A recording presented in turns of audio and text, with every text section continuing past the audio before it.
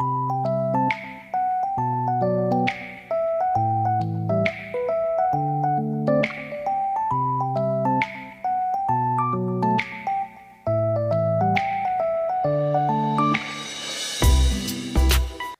అండి.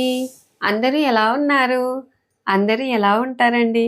పండగ పనులలో మునిగి తేలుతూ ఉంటారు కదా! సో, నా పరిస్థితి కూడా అదేనండి. మాకు ఈ పండగ మెయిన్ పండగ కాబట్టి ప్రతి మూల ముక్క అన్నీ క్లీన్ చేసేసుకొని, పాత్రలన్నీ తోమి, బూజులు కొట్టుకొని, ఫ్రిడ్జ్ కూడా సర్దేశాను. మెత్తబడిపోయానండి. ఆ డస్ట్‌కి ఫుల్లు జలుబొచ్చేసింది. ఆల్రెడీ మీకు వాయిస్ తెలుస్తూ ఉంది కదా! సో, మెయిన్ ఏంటంటే ఫ్రిడ్జ్ సర్దేటప్పుడు వాటిలో శనగపిండి, బియ్యపిండి ఇవన్నీ కొంచెం కొంచెంగా పిండ్లున్నాయన్నమాట. సద్దపిండి, రాగిపిండి అన్నింటినీ కలిపినప్పుడు కాస్త బియ్యపిండి ఎక్కువగా వేసేసి, కొంచెం ఉప్పు వేసేసి బాగా కలిపి ఇలాగా ఈ కన్సిస్టెన్సీ ఉండేలాగా బాగా తడిపి పెట్టుకొని మనము ఇన్‌స్టంట్ దోస వేసేసుకుంటే బావుంటదని చెప్పేసి ఇలాగా కలిపి పెట్టుకున్నాను. ఇంకా ఆ తర్వాత మొన్న మా ఫ్రెండ్ వాళ్ళు భక్షాలు పంపించినారండి. సరే మనకు 2 ఇన్ 1గా ఉండేటట్టు ఒక చట్నీ తయారు చేసుకుందాము అని చెప్పేసి నేను ఇలాగా పచ్చి కొబ్బరితో చట్నీ చేస్తూ ఉన్నాను. పచ్చి కొబ్బరిలో ఉప్పు, కారం, కాస్త జీలకర్ర సరిబలంగా వేసేసుకొని మిక్సీ పట్టిన తర్వాత ఈ విధంగా ఆనియన్స్ వేసేసి కచ్చాపచ్చాగా మిక్సీ పట్టుకొని మనము ఇలాగ పక్కన పెట్టేసుకోవాలి. ఇంకా ఆ తర్వాత ఇందులోకి పోపు వేసుకుంటే చాలా బావుంటదండి. ఆ పోపులో కూడా మినపప్పు ఎక్కువగా వేసుకుంటే మన పంట కింద పడితే టేస్ట్ అదుర్సనమాట. సో, ఇంకా ఇప్పుడు ఆయిల్ బాగా వేడెక్కిన తర్వాత పోపు గింజలు, కరివేపాకు, వట్టిమిరపకాయలు బాగా వేగిన తర్వాత మనం మిక్సీ పట్టుకున్నటువంటి కారం అందులోనే వేసేసి ఈ విధంగా కొంచెం సేపు వేయించుకుంటే చాలండి. ఇదే చట్నీ మెయిన్‌గా చాలామంది మా రాయలసీమలో ఎక్కువ శాతము పండగ మరుసటి రోజు సద్ది భక్షాలలోకి చేసుకునేటటువంటి కొబ్బరి చట్నీ అండి. కొబ్బరి కారం అంటామనమాట. చాలా అంటే చాలా బావుంటుంది. ఒక సైడ్ సద్ది భక్షాలు పెట్టేసుకొని, ఒక సైడ్ ఈ కొబ్బరి కారం పెట్టేసుకొని, ఆ తర్వాత వెన్న పెట్టేసుకొని తింటే అదుర్సండి. అస్సలు ఎంత బావుంటుందో. అప్పట్లో భక్షాలు ఎక్కువగా మిగిలేవి. పొయ్యి గడ్డన పెట్టేవాళ్ళు. కొంచెం ఒట్టిగా అయ్యేది. ఆ భక్షము కొంచెం ఎండిన తర్వాత చాలా రుచి అండి. సరే ఇంకా ఇప్పుడు కొబ్బరి కారం అయితే రెడీ అయిపోయింది. పక్కన పెట్టేసాను. ఇంకా ఇప్పుడు ఇన్‌స్టంట్ దోస వేసేసుకుందాము. ఇందులో మీరు కావాలి అనుకుంటే కొత్తిమీర, జీలకర్ర అలాగా వేసేసుకోవచ్చు. సో, నేను ప్లెయిన్‌గా ఇలాగనే వేసేసాను. ఇంకా ఇందులో కొంచెం ఎన్ని కలుపుకున్నా కూడా కొంచెం బియ్యపిండి ఎక్కువగా కలుపుకున్నామనుకో చాలా క్రిస్పీగా వస్తాయి. లేదంటే అప్పటికప్పుడు పోసేటప్పుడు కాస్త బొంబాయి రవ్వ వేసేసుకొని ఇలాగ పోసినా కూడా చాలా బాగా వస్తాయండి. అసలు టేస్ట్ చాలా బావుంటాయి తెలుసా? అన్నీ కలిపినటువంటి దోస సూపర్‌గా ఉంటుందండి. ఒకసారి ట్రై చేయని వాళ్ళు తప్పకుండా ట్రై చేయండి. వేస్ట్ కాకుండా ఇలాగ అన్నీ కలిపి పెట్టుకొని ఒక కవర్‌లో పోసేసుకొని, మనం ఎప్పుడు కావాలంటే అప్పుడు కలిపి పెట్టుకొని ఇలాగ దోస వేసేసుకుంటే సరిపోతుంది. చూడండి ఎంత క్రిస్పీగా ఉంది కదా దోస. ఆ తర్వాత ఇందులోకి నేనైతే కొబ్బరి కారం పెట్టేశాను. అలాగే మా ఫ్రెండ్ వాళ్ళు తెచ్చినటువంటి భక్షాలను అదే పెన్నం మీదనే కాస్త వేడి చేసేసి ఇలాగ పెట్టేసుకొని మార్నింగ్ టిఫిన్‌కే తింటూ ఉన్నానండి. ఇలా తినడం అంటే చాలా ఇష్టం అనమాట. ఈ విధంగా ఎంతమంది తింటారనేది కూడా తప్పకుండా కామెంట్ చేయండి. భక్షాలు చూడండి ఎంత బాగున్నాయి కదా! ఎంతైనా మనం అనుకుంటాం గానీ రేకు భక్షం కన్నా ముద్ద భక్షాలే టేస్ట్ అండి. వాటి మీద గసాలు ఎక్కువ వేసేసి చేసుకుంటే చాలా బావుంటుంది. ఇంకా ఆ తర్వాత మనకు పండగ పనులు ఈజీగా ఎలా చేసుకోవాలి అని చెప్పేసి నేను ఈ విధంగా అగారో వాళ్ళ నుంచి ఎలక్ట్రిక్ గ్లాస్ వాక్యూమ్ క్లీనర్‌ని తెప్పించుకున్నానండి. ఇది చాలా బాగా పనిచేస్తుందనమాట. మెయిన్‌గా మనకు డ్రెస్సింగ్ టేబుల్స్ అయితేనేమి, అలాగే షోకేస్ గూళ్ళుంటాయి చూడండి. అలాగా అద్దాలు, మిర్రర్స్ ఉండేటివి ఎక్కడ కూడా మిర్రర్ ఉన్నా కూడా నీట్‌గా తుడుచుకోవచ్చు. టీపాయ్ క్లీన్ చేసుకోవచ్చు. మనకి ఎత్తులో ఉన్నటువంటి గ్లాసులను కూడా క్లీన్ చేసుకోవచ్చు. అయితే వీటిలో పార్ట్స్ ఇలాగా ఇచ్చారనమాట. ఒకటి స్ప్రే బాటిల్ ఇచ్చారు. అలాగే ఇంకొకటి స్టాపర్ లాగా ఇచ్చారండి. ఇంకొకటొచ్చేసి మైక్రో ఫ్యాబ్రిక్ క్లాత్ ఉంటుంది. అది వీటికి ఇలాగా మనం అతికించుకోవాలి. సో, చూసారా స్ప్రే బాటిల్‌కి ఈ విధంగా ఇలాగ అతికిచ్చాను. ఇంకా ఆ తర్వాత స్ప్రే బాటిల్‌లో మనకు మామూలుగా లిక్విడ్ ఉంటది కదా! క్లీన్ చేసుకునేటటువంటి లిక్విడ్. నేనైతే ఎక్కువ శాతము ఒక స్పూన్ విమ్ లిక్విడ్, ఒక స్పూను వంట సోడా, ఒక స్పూన్ వెనిగర్ వేసేసి కలుపుకొని ఒక బాటిల్ నిండా పోసి పెట్టుకుంటాను. ఇలాగ గ్లాస్ తుడిచినప్పుడు కానీ, అలాగే మనము టీపాయ్ తుడిచినప్పుడు కానీ ఇలాంటి లిక్విడ్ వేసేసి తుడిచామనుకో అసలు మన ఇల్లు తళతళ మిలమిల మెరిసిపోతుందండి. ఇంకా ఇప్పుడు చూడండి, ఇదే స్ప్రే బాటిల్తోనే స్ప్రే చేసేసి మనం ఆ తర్వాత ఇలాగా మైక్రో ఫ్యాబ్రిక్ క్లాత్ ఈ విధంగా తుడిస్తే నీట్గా ఎంత బాగా కనబడుతుంది. మీరు రిజల్ట్ కూడా వెంటనే చూస్తూ ఉన్నారు కదండి. ఇంకా ఆ తర్వాత ఇంకొక మిషన్ ఉంటుందండి, అది మనం ఛార్జింగ్ పెట్టుకోవచ్చు అనమాట. సో వీటికి స్టాపర్ లాగా ఇచ్చారు. అది ఎక్కడైనా ఇంకా మూలలలో ముక్కలలో ఏమైనా తడి ఉంటే కూడా మొత్తం అంతా పీల్చేస్తుంది. మనము ఈ ఫ్యాబ్రిక్ క్లాత్ తో తుడిస్తేనే నీట్గా అవుతుందండి. ఒకవేళ మనకు కార్లకి తుడవాలన్నా ఎక్కడే గానీ గీరికలు పడకుండా చాలా నీట్గా వస్తాయండి. మనకు టీపాయిలను తుడిచినా కూడా చాలా నీట్గా వస్తాయి అన్నమాట. సో ఇది 2 సార్లు అనుకోవాల్సిన అవసరం లేదండి. మనము మైక్రో ఫ్యాబ్రిక్ క్లాత్ తో కూడా నీట్గా అవుతుంది. ఒకవేళ మనం దీంతో అంటే ఇంకా నీట్గా అవుతుందండి. అంత బాగుంటుంది అనమాట. సో అంత షైనీగా వస్తుంది అద్దాలు. ఇంకా ఆ తర్వాత ఇక్కడ ఎత్తుగా ఉన్నాయి చూడండి, ఈ అద్దాలను కూడా మనం క్లీన్ చేసుకోవచ్చు అందినంత వరకు. లేదు అంటే చిన్న స్టూల్ వేసుకోకపోయినా కూడా క్లీన్ చేసుకోవచ్చు. ఇంకా ఆ తర్వాత టీపాయికి చూపిస్తూ ఉన్నాను చూడండి, ఎంత బాగుంది కదా. ఇట్లాగా క్లీన్ చేస్తూ ఉంటే ఈజీగా మనం క్లాత్ను ముట్టుకోకుండా పిండే పని లేకుండా ఇలాగా తుడిచేస్తే మనము పనులు కూడా చకచక అయిపోతాయండి. చూడండి ఎంత నీట్గా వస్తుందో టీపాయి. ఒకవేళ మీకు ఈ ప్రోడక్ట్ కావాలి అనుకుంటే నేను లింక్స్ అన్ని డిస్క్రిప్షన్ బాక్స్లో ఇస్తాను, తప్పకుండా చెక్అవుట్ చేయండి. ఇంకా ఇక్కడ చూడండి, మనం ఒకవేళ డోర్స్ ఎక్కడైనానండి అద్దాలవి ఎక్కడ ఉన్నా కూడా వీటితో క్లీన్ చేస్తే చాలా అంటే చాలా నీట్గా వస్తుంది అనమాట. ఒకవేళ మీకు ఆ నీళ్ళు ఎక్కడికి పోయినాయి అని డౌట్ ఉండొచ్చు కదా, ఇక్కడ ఒక స్టోరేజ్ బాటిల్ ఉందండి, దాంట్లోకి వచ్చేస్తాయి. ఒక్క చుక్క నీళ్లు కూడా అందులోకే వచ్చేస్తాయండి. అంత బాగా పనిచేస్తుంది. ఓకేనా, ఎవరికైనా కావాలి అని అనుకునే వాళ్ళు తెప్పించుకోండి. ఇంకా ఆ తర్వాత ఈరోజు మధ్యాహ్నానికి వచ్చేసి ఈ విధంగా చేపల పులుసు చేస్తూ ఉన్నాను. అయితే చేపల పులుసు ఏ రకం చేపలనైనా కూడా పులుసు ఎంత టేస్టీగా పెట్టుకోవాలి, జలుబు వచ్చినప్పుడు కూడా మాయమయ్యేలా చేపల పులుసు ఎలా తయారు చేసుకోవాలి, అలాగే వేపుడు కూడా సింపుల్గా ఈజీగా ఎవరైనా చేసుకునే విధంగా మనం తయారు చేసుకోవచ్చండి. సో నేను చెప్పినటువంటి టిప్స్ పాటించండి, ఈజీగా చేసుకోవచ్చు. ఓకేనా. అయితే ఈరోజు ఏంటంటే మేము ఫ్రెష్గా ఉన్నటువంటి చేపలు తెప్పించుకున్నామండి. అవి వచ్చేసి మొత్తం 1.5 కిలో ఉన్నాయన్నమాట. మీకే కనపడుతూ ఉంది కదా, చేపలు చూడండి ఎంత ఫ్రెష్గా ఉన్నాయి కదా. ఇలా ఉంటే మనం ఎట్లా చేసుకున్నా కూడా రుచేనండి, అంత బాగుంటుంది. అప్పట్లో మేము ఏంటంటే ఎక్కువగా అవుకు రిజర్వాయర్ నుంచి తెచ్చుకునే వాళ్ళము. ఇక్కడైతే గోరకల్లి రిజర్వాయర్ నుంచి తెప్పించుకుంటున్నాము. ఇంకా వీటి మీద మనకు నీచు వాసన పోవాలి అన్నా ఇలాగ బాగా 2-3 సార్లు కడిగి ఈ విధంగా ఉప్పు వేసేసి ఇలాగా మనం మొత్తం అంతా కుదిస్తే సరిపోతుంది. ఇంకా ఆ తర్వాత కొంచెం నిమ్మరసం వేసామనుకో సూపర్గా ఉంటుందండి. ఇలాగ వేసేసి మనము పల్చటి మజ్జిగను ఇలాగ పోసేసి ముక్క అంతా మునిగేంత వరకు ఇలాగా ఒక 20 నిమిషాలు పెట్టేయాలండి. అప్పుడు ఆ పులుపు, ఉప్పు, పెరుగు వల్ల ముక్క ఎక్కడైనా మెత్తగా ఉన్నా కూడా గట్టి పడుతుంది, ఫ్రెష్గా ఉంటుందండి. ఇలాగ ఒకసారి ట్రై చేయండి. చాలా మంది ఇలాగనే కడుక్కుంటారని తెలుసు. సో తెలియని వాళ్ళు తెలుసుకుంటారు అనే ఉద్దేశంతోనే చెప్తూ ఉన్నాను. ఇంకా ఇప్పుడు వీటిలోకి నిమ్మకాయ సైజ్ అంత చింతపండుని తీసుకుని ఇలాగ నానబెట్టేశాను. చూడండి, ఇలాగా ఆ నీచు అంతా ఆ మజ్జిగలోకి వెళ్తూ ఉంది. నీట్గా ఇలాగ కడిగేసి ఒక బౌల్లో ఇలాగ పెట్టేశాను. ఒక రంధ్రాలు ఉన్నటువంటి బౌల్లో పెట్టేస్తే సరిపోతుంది. ఇంకా ఆ తర్వాత వీటిలోకి మసాలాలు అప్పటికప్పుడు వేయించుకుంటేనే రుచండి. నాన్ వెజ్ రెసిపీస్కి ఏదైనా కూడా అప్పటికప్పుడు మనం వేయించుకొని తింటేనే టేస్టీ అనమాట. సో నేనైతే కిలోకి ఒక కొబ్బరి గిన్నె వేసేసి బాగా వేయించి ఒక 2 పెద్ద ఆనియన్స్ తీసుకొని ఇలాగ వేసేసి వేయించి ఆ తర్వాత చెక్క, లవంగ, మిరియాలు, జీలకర్ర, ధనియాలు, మెంతులు కూడా వేసానండి. ఈ మసాలాలన్నింటినీ మీడియం ఫ్లేమ్లో పెట్టుకొని వేయించుకొని మంచి సువాసన వచ్చేంత వరకు వేయించుకోవాలండి. ఇంకా ఆ తర్వాత లాస్ట్లో స్టవ్ ఆఫ్ చేసిన తర్వాత ఇలాగా కారం వేస్తూ ఉన్నాను. నేను కిలోకి వచ్చేసి ఒక 3 స్పూన్ల కారం వేసేసానండి.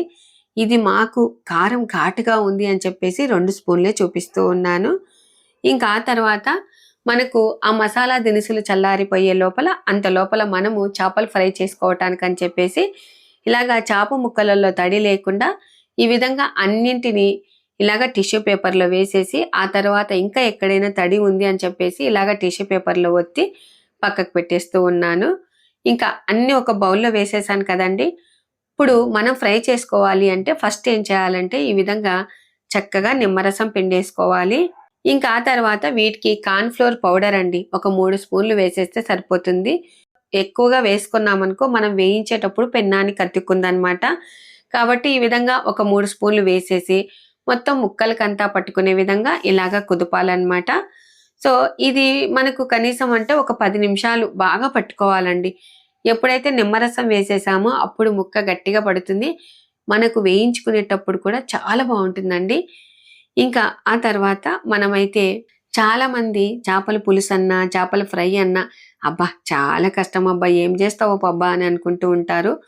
కానీ చికెన్ మటన్ కన్నా చేపల పులుసు చాలా ఈజీగా చేసుకోవచ్చు. ఫ్రై అంటే కొంచెం లేట్ అవుతుంది కానీ చేపల పులుసు నేను చేసినట్టుగా చేయండి, అసలు చాలా ఈజీగా చేసుకోవచ్చు అనమాట. ఇంకా ఇప్పుడు చేపల ఫ్రైకి ఇలాగా ఒక మిక్సీలో కొంచెంగా ఎండు కొబ్బరి వేసేసి మనకు తగ్గట్టు వేసేసుకోవాలండి.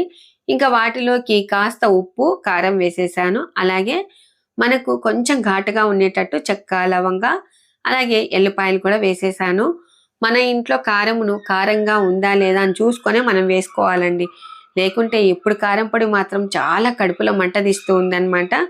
ఇంకా ఇప్పుడైతే ఎల్లిపాయ పొడి రెడీ అయిపోయింది, ఒక ప్లేట్లో వేసేసాను. ఇంకా ఆ తర్వాత చేపల పులుసు తయారు చేసుకోవటానికి అని చెప్పేసి మనము మసాలాలన్నీ వేయించుకున్నాం కదా, వాటిని ఈ విధంగా మనం మిక్సీలో వేసేసుకొని ఫస్ట్ ఇలాగా మిక్సీ పట్టుకోవాలండి. ఇంకా ఆ తర్వాత వీటిలో చేపల పులుసుకి మెయిన్గా కావాల్సింది చింతపండు పులుసేనండి. కాబట్టి ఇలాగా నానబెట్టుకున్నటువంటి చింతపండును బాగా పిచ్చికి ఇలాగా రసం పోసేసి ఈ విధంగా మిక్సీ పట్టుకున్నాను. ఇంకా ఆ తర్వాత వాటిలో ఉప్పు కారం సరిపోయిందా లేదా చెక్ చేసేసుకొని ఈ విధంగా మళ్ళీ కొంచెం పులుపు అయితే వేసేసి ఈ విధంగా మనము చింతపండు కారం ఎలా ఉంటుందో అలాగనే మిక్సీ పట్టుకోవాలండి. ఇంకా ఇప్పుడు తగినంత ఆయిల్ వేసేస్తూ ఉన్నాను. టోటల్గా 1 కిలో ఉంటాయండి చేపలు.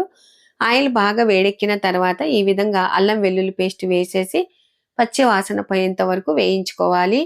ఇంకా ఆ తర్వాత మిక్సీ పట్టుకున్నటువంటి మిశ్రమము ఇందులోనే వేసేసి ఆయిల్ పైకి వచ్చేంత వరకు వేయించుకోవాలండి. ఎప్పుడైనా కూడా ఏ వంట చేసినా కూడా ఆయిల్ బాగా వేడిగా ఉండాలి. మనము ఏ మిశ్రమం వేసినా కూడా వెంటనే మనకు స్మెల్ అనేది బయటికి రావాలండి. ఇంకా ఆ తర్వాత ఈ విధంగా ఇలాగా ఆయిల్ అంతా పైకి వచ్చింది చూసారా, ఇంతవరకు మనం ఉడకబెట్టాలి. ఇలాగా ఆయిల్ పైకి వచ్చేంత వరకు ఉడకబెట్టేసుకొని ఆ తర్వాత వీటిలో మనము కాస్త నీళ్లు పోసేసుకోవాలి. ఫస్ట్ అయితే గ్రైండర్ తొలిపి ఇలాగా నీళ్లు పోసేసాను. ఇంకా ఆ తర్వాత ఈ విధంగా మనము తాజాగా ఉన్నటువంటి కొత్తిమీరను వేసేసి బాగా సెరలేటప్పుడు మనం ఏం చేయాలి, బజ్జీల్లాగా మనం ఏ విధంగా వేస్తామో అదే విధంగానే మనము చేప ముక్కల్ని ఇలాగా వేసేసుకోవాలి. ఇలాగా మనము చేపల పులుసుని తయారు చేసుకుంటే బాగుంటుంది. సో చేపల ముక్కలు అన్నింటినీ ఇలాగా వేసేసాను. ఈ కర్రీ చేసుకోవాలి అంటే కొంచెం వెడల్పాటి బౌల్ తీసుకుంటేనే బాగుంటుందండి. లేకపోతే చిన్నదైతే మాత్రము ముక్కకి తగిలి చిరిగిపోతూ ఉంటుంది. అలా కాకుండా పెద్దగా ఉన్నటువంటి బాండిని తీసుకొని ఇలాగా చేపల పులుసు పెట్టేసుకోండి. ఇంకా ఇప్పుడు మూత పెట్టేసి ఒక 5-6 నిమిషాల పాటు ఉడకబెట్టుకుంటే సరిపోతుంది. కొంతమంది ఏంటంటే ముక్కలని నూనెలో వేయించుకొని అందులో వేసేసి ఉడికించుకుంటారు. సో నేనైతే నూనెలో వేయించుకోనండి, ఇలాగనే చేసుకుంటాను. మనకు విటమిన్స్ ఎక్కడా పోకుండా పచ్చివే వేసేసి చేసుకుంటే కూడా రుచి చాలా బాగుంటుందండి. ఇట్లాగా మా అత్తమ్మ వాళ్ళు ఎన్ని సంవత్సరాల నుంచో చేస్తూ ఉన్నారు. ఇంకా ఇప్పుడైతే రెడీ అయిపోయింది, పక్కకు పెట్టేస్తూ ఉన్నాను. ఏ రకం చేపనైనా కూడా ఇలాగ చేస్తే చేపల పులుసు అదుర్సండి. సో తప్పకుండా ట్రై చేయండి. ట్రై చేయని వాళ్ళు మాత్రం తప్పకుండా ట్రై చేయండి, చాలా బాగుంటుంది. ఇంకా ఆ తర్వాత మనం వేపుడు చేసుకోవాలి కదా. సో ఫస్ట్ అయితే ఒక పెన్నాన్ని తీసేసుకొని ఇలాగా చుట్టూరంతా ఆయిల్ ఈ విధంగా స్ప్రెడ్ చేసేసి కొంచెం ఆయిల్తోనే మనము ఇలాగ ఫ్రై చేసుకోవచ్చండి. మామూలుగా చేపలు ఫ్రై చేసుకోవాలి అంటే చాలా ఎక్కువ ఆయిల్ వేసేసి వాడుతూ ఉంటారు కదా, అలా కాకుండా ఇలాగా కొంచెం మనం ఆయిల్ వేసేసుకొని ఈ విధంగా వేయించుకొని తింటే కూడా సూపర్గా ఉంటాయండి. ఎందుకంటే చేపలకు వాడినటువంటి ఆయిల్ మరి ఏ దానికి కూడా వాడలేమండి, ఎందుకంటే స్మెల్ వస్తుంది కదా. సో అలాగా అనమాట. ఇంకా ఇప్పుడు అన్నీ పెట్టేశాను కదా, ఇంకా ఆ తర్వాత ఒక్కసారి ఇలాగా కుదిచ్చి పైన కొంచెం ఆయిల్ వేసేసి ఈ విధంగా టర్న్ చేసుకుంటే సరిపోతుంది. చక్కగా మనం మీడియం ఫ్లేమ్లో పెట్టుకొని ఇలాగా కాల్చుకుంటేనే బాగుంటుందండి. ఇంకా ఆ తర్వాత ఇలాగా ఒక గిన్నెను పెట్టి బోర్లిచ్చాను. మనకు ఈ చేపల వేపుడు ఎలా ఉండాలి అంటే పైన చూడ్డానికి క్రిస్పీగా, లోపల చూడ్డానికి వెన్న పూసలాగా నోట్లో పెట్టుకుంటే కరిగిపోయే విధంగా అలాగా మనం వేయించుకోవాలన్నమాట. ఇంకా ఇప్పుడు చూడండి ఎలా టర్న్ చేస్తూ ఉన్నానో. మనము ఈ చేపలు వేయించుకోవడానికి క్యాస్ట్ ఐరన్ పెన్నాలలో వేయించుకున్నామనుకో కొంచెం కింద అతుక్కొని ఉంటుందన్నమాట.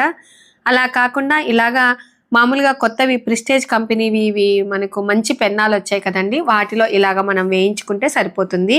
ఇంకా ఆ తర్వాత మళ్ళీ కొంచెం సేపు మగ్గబెట్టి ఇలాగ వేయించుకుంటూ ఉన్నాను. అయితే ఇది కాల్చేటప్పుడు మాత్రం మనము సిమ్లో పెట్టుకొని కాల్చుకుంటేనే రుచి అండి, అంత బాగుంటాయి అన్నమాట. మనము పెన్నంని మధ్య మధ్యలో ఇలాగ ఊపినా కూడా సరిపోతుంది, లేదు అంటే చలాకి తీసేసుకొని మనం తిప్పినా కూడా సరిపోతుందండి. మనం కార్న్ ఫ్లోర్ వేయటం వల్ల కొంచెం అతుక్కుంటుంది, కానీ భయపడాల్సినంత అవసరం లేదు, చక్కగా బాగా వేగిపోతుందండి.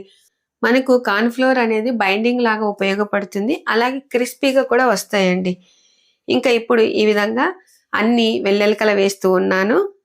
చూడండి ఎంత బాగా వేగిపోతూ ఉన్నాయి కదా. ఇంకా ఆ తర్వాత కొంచెం ఈ ముక్క బాగా వేగిన తర్వాత కొంచెం చల్లారిన తర్వాత మనము మిక్సీ పట్టుకున్నాం కదా, సో ఎండు కొబ్బరి, ఉప్పు, కారం, వెల్లుల్లి వేసేసి ఆ కొబ్బరి పొడిలో మనం వేయించుకున్నటువంటి చేప ముక్క అందులోనే వేసేసి ఇలాగ దొలిపి తీసేసుకోవాలి. అప్పుడు వాటికి కొంచెం గోరుబెచ్చగా ఉండంగానే మనము ఇలాగ ఉప్పు కారంలో వేసేస్తేనే బాగా పట్టుకుంటాయండి. పూర్తి చల్లారిపోయిందనుకో ఇట్లాగ అంటే పొట్టు లెక్క రాలిపోతూ ఉంటుంది. అలా కాకుండా కొంచెం వేడిగా ఉండేటట్టు ఉన్నప్పుడే ఈ విధంగా మనము ఎల్లిపాయ పొడిలో దొలిపేస్తే సరిపోతుంది. ఈ చేపల వేపుడు అనేది మనకు దరిదాపు 10 రోజులైనా ఉంటుందండి. ఒకసారి చేసి పెట్టామనుకో రోజు పప్పన్నంలోకైనా వేటిలోకైనా కూడా సైడ్ డిష్గా చాలా బాగా ఉపయోగపడుతుంది. హెల్త్కి హెల్త్, ఆరోగ్యానికి ఆరోగ్యం కదండి. ఇంకా ఇప్పుడైతే చేపల ఫ్రై మనం అన్నీ చేసేసుకున్నాము. ఇలాగా ఆ ప్లేట్లో పెట్టి చూపిస్తూ ఉన్నాను చూడండి, చాలా ఈజీగా చేసుకోవచ్చండి. ఎల్లిపాయ పొడిలో ఈ విధంగా మనము చేపల్ని వేయించుకొని ఇలాగ దొలిపి మనం పెట్టేసుకుంటే సరిపోతుంది. మెయిన్గా పిల్లలకి ఈవినింగ్ స్నాక్స్గా అయినా కూడా ఉపయోగపడుతుందండి. చేపలు తింటే చాలా మంచిది, కళ్ళకైతేనేమి జుట్టుకైతేనేమి. అప్పట్లో మా అమ్మ వాళ్ళకి ఇంతవరకు ఎందుకు జుట్టు తెల్లగా కాలేదు అంటే ఇదే కారణం అండి. అప్పట్లో చేపలు అసలు వారానికి 2-3 సార్లు తినేవాళ్ళండి. అయితే ఇట్లాగా చేపల ఫ్రై కాదండి, చేపల పులుసు ఎక్కువగా తినేవాళ్ళనమాట. ఇంకా ఇప్పుడు చూడండి చేపల ఫ్రై ఎలా ఉందో చూద్దాము. బయట క్రిస్పీగా, లోపల ఎంత బాగా ఉడికిపోయిందో చూడండి. సో ట్రై చేయని వాళ్ళు తప్పకుండా ట్రై చేయండి. ఈ మెథడ్లో చాలా అంటే చాలా బాగుంటుందండి, ఈజీగా చేసుకోవచ్చు. సో హ్యాపీగా కూర్చొని టీవీ చూస్తూ కూడా తినొచ్చండి. కొంచెం ముళ్ళు లేనివి తీసుకుంటే బాగుంటుందన్నమాట. ఇంకా ఇప్పుడైతే చేపల ఫ్రై ఎలా చేయాలో చూసాము. ఇంకా ఆ తర్వాత చేపల పులుసు టేస్ట్ ఎలా ఉందో గమనిద్దామండి. నిజంగా చాలా బాగా కుదిరిందండి. ఎందుకంటే చేపల పులుసు ఈజీగా చేయటము, పులుసు కూడా తొందరగా రెడీ అవుతుంది. చాలా మంది సద్ది చేపల్ని తినే అలవాటు చాలా మందికి ఉంటుంది. ఎంతమందికి ఉంది అనేది కూడా తప్పకుండా కామెంట్ చేయండి. అసలు ఏ చేపలు బాగుంటాయి అనేది కూడా తప్పకుండా కామెంట్ చేయండి. నాకైతే మాత్రము ఈ చేప ఆ చేప అనేది తెలియదండి. ఆ తర్వాత బెండకాయ ఫ్రై కూడా చేశానండి, చాలా బాగుంటుంది. అందులో మా పెద్దమ్మాయి ఏమీ తినదు కదండి, కాబట్టి ఆమెకి ప్యూర్ వెజ్ తయారు చేసేసాను. ఇంకా మా వారికి ఇలాగా మొత్తము ముళ్ళులన్నీ తీసేసి ఇచ్చాను. చూసారు కదండి వాళ్ళ వీడియో. తప్పకుండా చేపల పులుసు అయితేనేమి, చేపల ఫ్రై అయితేనేమి తప్పకుండా ట్రై చేయండి. ఎలా వచ్చిందో కామెంట్ పెట్టండి. ఇలాంటి మంచి మంచి వీడియోస్ కోసము మన ఛానల్ని ఫాలో అవ్వండి. థ్యాంక్ యూ సో మచ్ అండి.